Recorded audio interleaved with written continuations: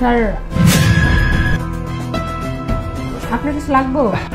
হ্যাঁ মানে আমার যেটা লাগবে সেটা কি তুই আমাকে দিবি? কেন দিব না স্যার, আপনি খালি কোন কি লাগবে আমি এখন দিতেছি। ওইটা মানে যেটা দেখছিলাম আর কি। কোনটা স্যার? না মানে আমার জন্য এক গ্লাস পানি আনলে ভালো হতো, গলাটা শুকিয়ে গিয়েছে। আচ্ছা স্যার আনতেছি।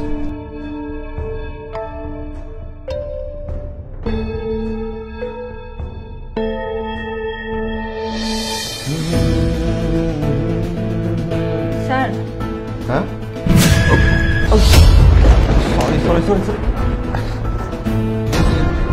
সরি বুঝতে পারিনি, হ্যাঁ দেখতে পারিনি। আর কিভাবে, হ্যাঁ আর কোথায় লাগছে? ঠিক আছে স্যার, আপনার জন্য পানি আনছিলাম। ও আচ্ছা পানি আনছিস।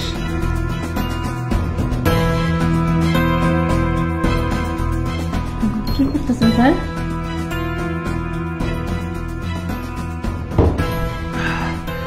ঠান্ডা হয়ে নিলাম। কি স্যার? আমি তোকে বলছিলাম না যে আমি যে জিনিসটা চাই সেই জিনিসটা তুই আমাকে দিবি না? আমি তো সেই জিনিসটা দরকার আমার।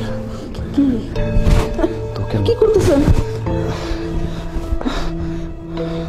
তুই এত সুন্দর করে, হ্যাঁ আমি তো তোকে দেখার পর তো পাগল হয়ে গেছি। আমার কিচ্ছু ভালো লাগে না তোকে ছাড়া। স্যার একটা কথা বলবো? বল। আমারও না আপনাকে অনেক ভালো লাগে। সত্যি? খালি ম্যাডামের জন্য কিছু বলতে পারি না। তোর ম্যাডামের কথা কস কি? তোর ম্যাডামটা আমি ডিভোর্স দিয়ে তোর আমি বিয়ে করবো। তুই শুধু আমার একটু আমার দিকে নজর দে, দেখবি সব তোর জন্য আমি করে ফেলছি। তোর দুই বাড়িতে কাজ করতে হবো না, রান নিয়ে থাকবি।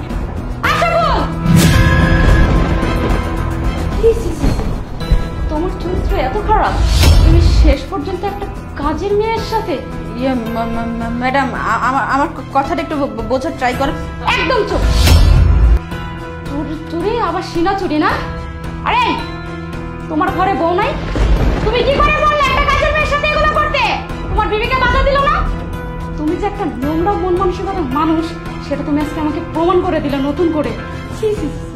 আমি তোমার কাছ থেকে এটা কখনো আশা করিনি আশরাফুল, কখনো আশা করিনি। আরে তুই কি করে পারলি? তুই আমার স্বামীর সাথে এগুলো করতে? এই তোর বিবেকে বাধা দিল না? হ্যাঁ বের হয়ে যা আমার চোখের সামনে থেকে, যা বলছি। কি ব্যাপার এখনো দাঁড়িয়ে আছিস কেন? আর তোমার মতো একটা দুশ্চরিত্র লম্পটের সাথে আমি আর সংসার করব না। থাকো তুমি তোমার এই বিলাসিতা জীবন নিয়ে। আমি অনেক বড় একটা ভুল করছি, বুঝতে পারছি যে আমি কাজের মেয়ের সঙ্গে আমার এই কাজটা করা ঠিক হয় নাই। এবার মতো আমাকে ক্ষমা করে দাও। আমি যে কান ধরতেছি কখনো আমি এমন কাজ করবো না, প্লিজ আমাকে ক্ষমা করে দাও। তোর মতো একটা দুশ্চরিত্র লোকের সাথে না আমি আর এক মুহূর্তে সংসার করব না। আমি তোমার ডিভোর্স লেটারটা না ঠিক সময় মতো পাঠিয়ে দেবো। মৌসুম